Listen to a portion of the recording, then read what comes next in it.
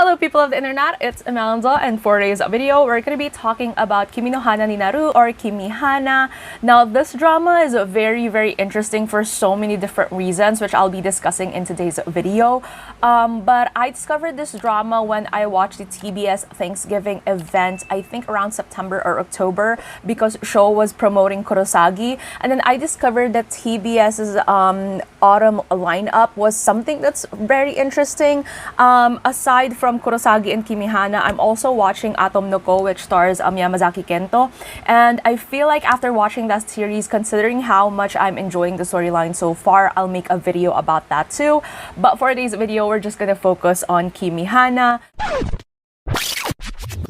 Mentioned earlier that the concept for this one is very interesting because it focuses on this idol group that is called Bloom. Now the letter B for Bloom is number 8, and there's an explanation for that later on, but the focus of it is the 7 members of the story, aside from Honda Tsubasa's character Nakamachi Asuka. I mentioned it's interesting because they're an idol group, but they're made specifically for this drama. So the actors and the members composing the group Bloom are a combination of actors, artists from other existing groups, music groups, and as well as individual music acts of their own. And they kind of like join together these different personalities into creating, you know, the group that is Bloom. Now, the concept of the story is basically they used to be 8, but then one of the members left. That's the reason why, you know, the letter B for Bloom is 8, but there are 7 members. And the connection for Honda Tsubasa's character is that she was a former teacher of one of the members, played by Takahashi Fumiya, named Sagami Dan. She was the person who encouraged him to pursue music because he's a talented songwriter, and therefore after many years, they meet each other again. So she's the new matron for the sharehouse of the Blue members. And yeah, so are actors and again idols and artists from different groups, but their chemistry as a Bloom is really effective. And I do feel like that has something to do with they actually selected actors and personalities that can perform really well.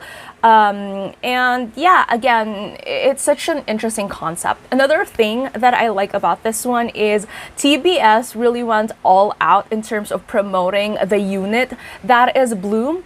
They have official merch. They appeared in official music shows as Bloom. And you know, like aside from introducing them as their characters, they also introduce, you know, the real names of the actors who are playing these characters in these shows as well. But the characterization of them being a unit is just so strong. So the merch is actually really cute. Like they have actual idol merch like dolls, uchiwas, towels and stuff like that, and it's really well made. They also performed in official stage shows, so I saw that they performed in KCON. Their music is on Spotify, which is saying something, especially, I mean, it's not exactly something new because I've seen a lot of like music themed movies and dramas in Japan that have released, you know, their music on Spotify. Like for example, for Echo, for Takumi and Makenyu's movie, so they released that the music is on Spotify. And for Bloom, they also have like the music videos and special performances uploaded on TBS's YouTube channel. So again, the effort that went into, you know, creating this quote-unquote fictional idol group, but in a way it became a real unit as it is really good in a way. And I do absolutely love that concept of combining, you know, that realism of it with the concept of the drama, because from what I've heard, they've done like an actual concert I forgot how many days was it, like 2 or 3 days or something like that, an actual concert. And then one of the days during that concert was the one that they used in the drama. They filmed the entire thing and stuff like that. And yeah, and it also signaled that kind of like pivotal moment at the end of the drama, like the climax of it. So again, we really love that concept. Now that we've gotten that out of the way, so let's talk about the actual plot of the drama. So as I mentioned earlier, Honda Tsubasa stars as Nakamachi Asuka for this one. She meets a former student of hers, played by Takahashi Fumiya, Sagami Dan, in the sharehouse after, if I recall correctly, 8 years or so. And yeah, she's pretty excited about, finding out that he pursued music, because that's how he met, like that's how she saw him as back when she was still her teacher. And it was just like this one particular moment of her encouraging him that really changed his life. And it's shown throughout the series how much that particular moment of her encouraging him really made an impact in him. It was obvious that they were gonna be the main romance couple for the series, but I like that throughout the series, the romance aspect of it wasn't really like the main focus. It was really more of the idea of the series, which is blooming into this person that you're happy about.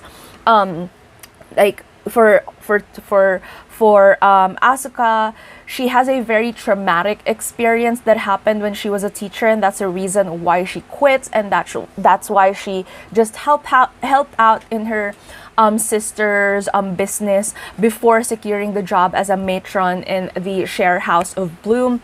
And it's interesting because the way that she encourages people and the way that she's just a natural in being this supportive role, especially for Bloom members, was something that that was like the idea of her character. But then the reality is it was also the cause of why she has so much pain inside of her that was discovered by the members, including Dan later on in the story.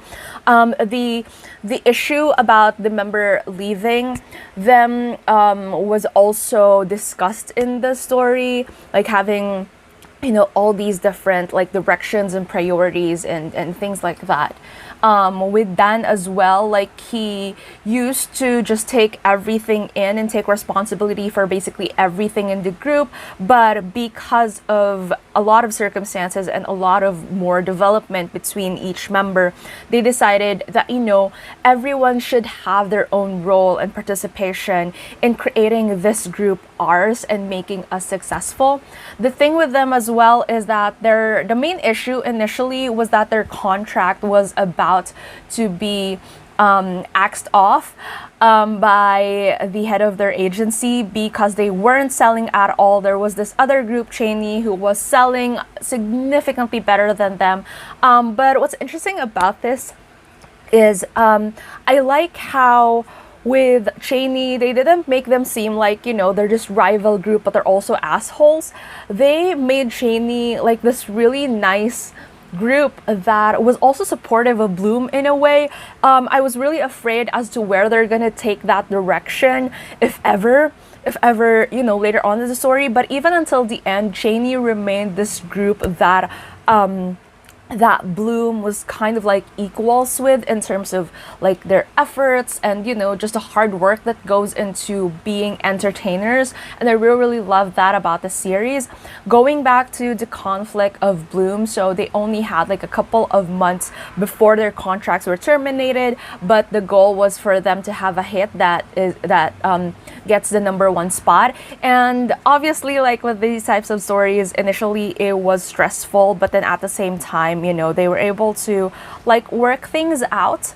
And yeah, they had for success, but obviously there are a lot more complications that follow, some of which include like fans discovering this kind of like relationship, not really a relationship, but a photo gets leaked, and people obviously, like, Bloom is just starting at the peak of their careers, and then apparently Dan gets photographed with Asuka. It kind of causes Asuka to regress again, and all these different issues arise. But another thing that also pops up in the narrative is that each member apparently has their own like thing that they want to pursue as well. And it was either, like the idea of they're giving everything to Bloom, but then at the same time, like, they also want to grow, but they feel like because they're so attached to this group, like it's that kind of like mix of feelings and stuff like that. So that was one of the biggest like issues at the near end of the series, and one of the solutions that they came up with was that they were just gonna dissolve the group, despite the fact that they have very heavy feelings about it. It was resolved later on that Dan realized that he didn't want Bloom to be dissolved completely, and so each member would be allowed to pursue their own thing, but they always have Bloom to go back to. So that was really nice. Some of the other highlights of the series. So for me, my favorite member is actually Noah's Takumi.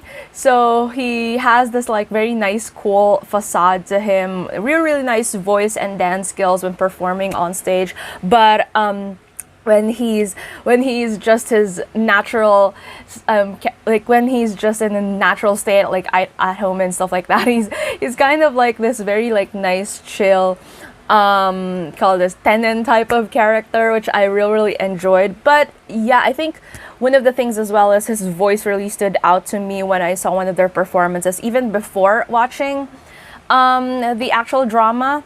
So I think that's a reason why he became my favorite member. I have difficulty remembering all of them because they're 7, and even in the story, like, not everyone was given enough spotlight. There are just certain characters that would really stand out to you.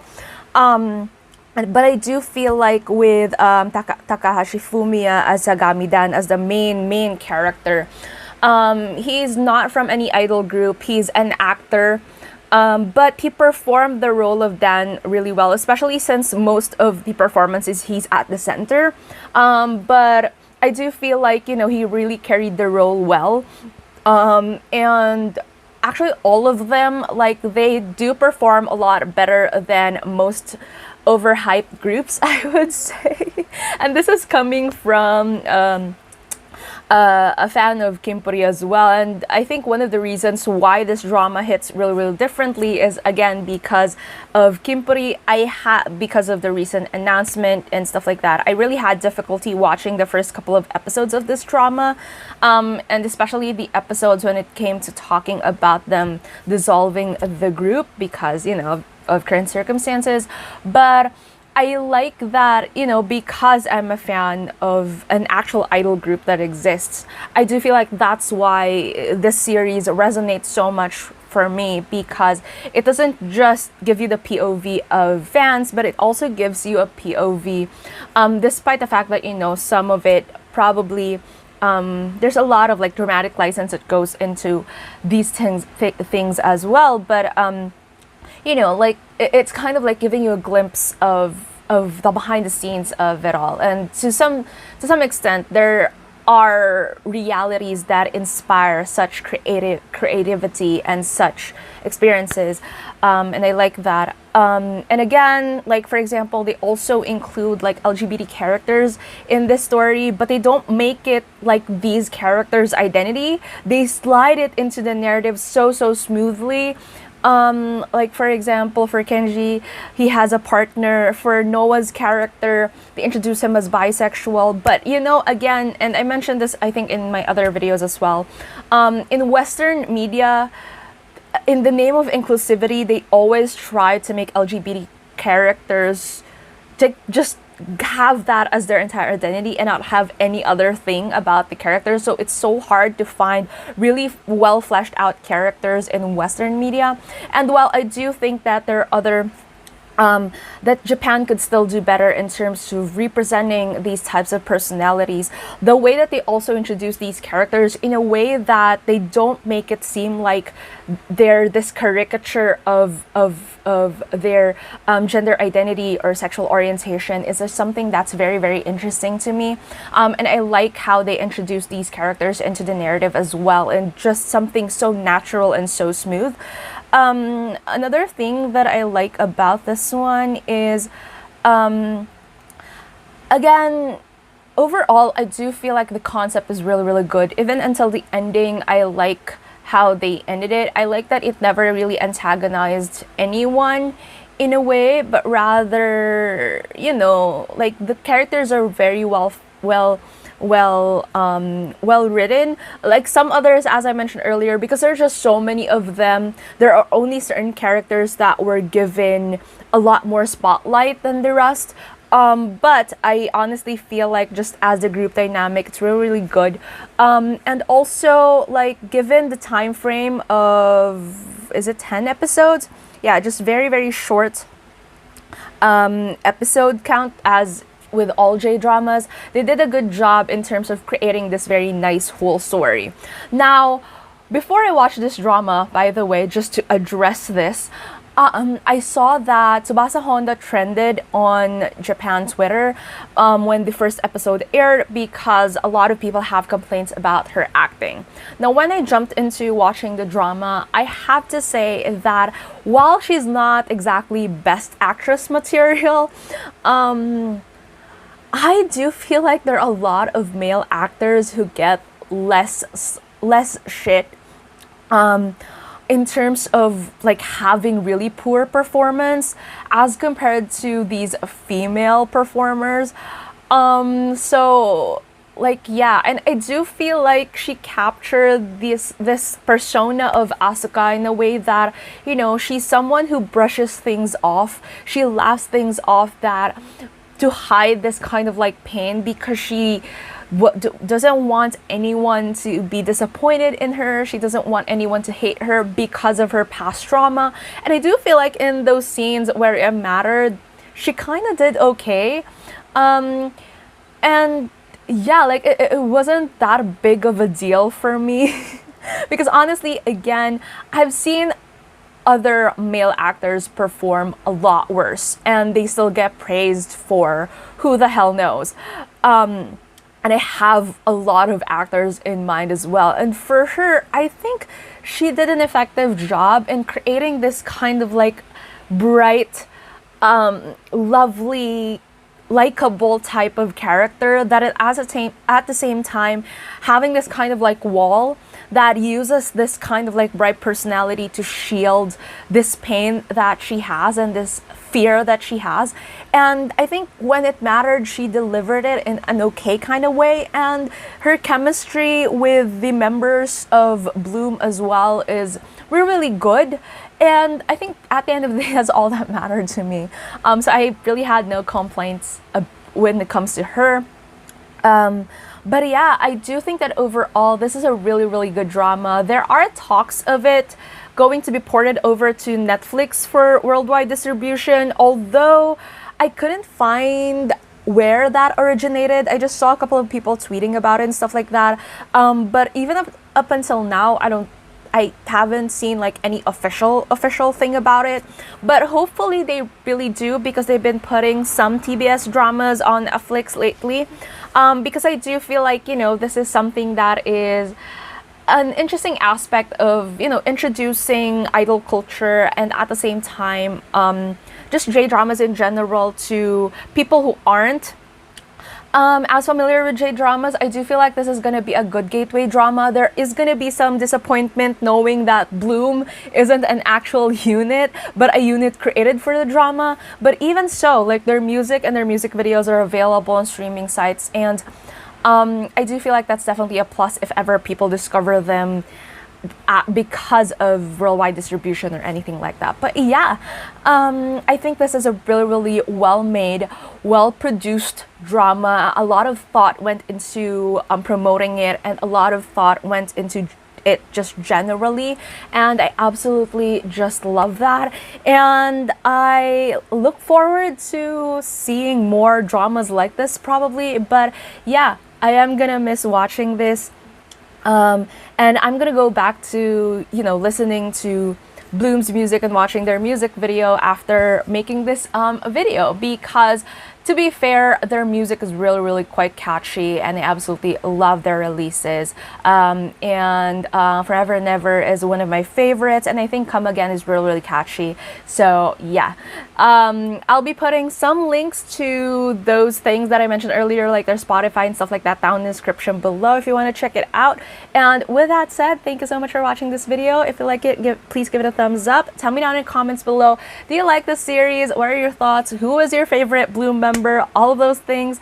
And yeah, I'll be seeing you again soon in a new video. Bye!